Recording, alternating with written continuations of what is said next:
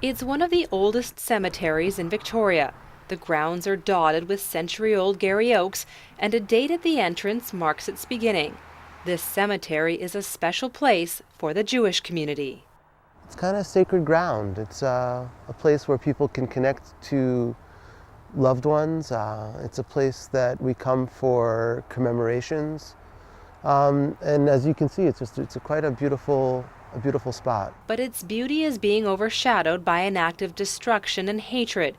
5 headstones tagged with swastikas. I think once you use the swastika, I think you cross a line. I think that the use of swastika, which is really about hatred and really the opposite of humanity and all the goodness of humanity, I think it becomes a hate crime. And Victoria police are investigating it as a hate crime, saying an act like this is taken seriously. For the Jewish community, it's a reminder that anti-Semitism can rear its ugly head, even in Victoria. It's kind of wounding. There's a sense of hurt. I think that for us as a Jewish community here in Victoria, we're really integrated. The synagogue is really a part of the downtown core. We've been here over 150 years. And to have something like this happen it shakes you up a little bit. She didn't want to go on camera, but a member of the Jewish community who came by to take a look at the damage says she doesn't feel these actions indicate how people in Greater Victoria feel about the Jewish community. In fact, she says the support here couldn't be stronger. This is an act of an individual. This is not about how, we are Victoria, all of us.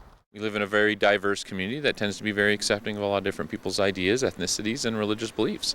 Across the street at the Oaklands Chapel, Senior Pastor B.K. Smith says it is concerning when anyone is targeted for religious reasons. Obviously, anytime someone's hurt, offended, or attacked, there's obviously need for concern within the community to hold out against this type of stuff. And Smith says his church has also been tagged with swastikas in the past, and they were forced to cut down hedges and bushes to remove places where people could hide. And what is often the case, police don't have much to go on. It's not a simple mischief. That wouldn't be, or not likely to be the only charge that would come out of this if we are able to find somebody. There are sections under the criminal code that would allow us to lay charges for hate crimes as well. And Vic PD is hoping someone living in the Cedar Hill neighborhood may have seen something and will come forward. The members of that community that live around there would know better than I. If there's something that seemed out of place that night, something that didn't seem quite right, certainly give us a call.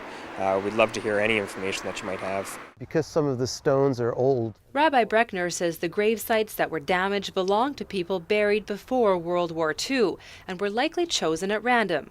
For now, the paint has been covered by a solvent and wrapped in plastic in hopes the symbols can be washed away, taking the hate with it.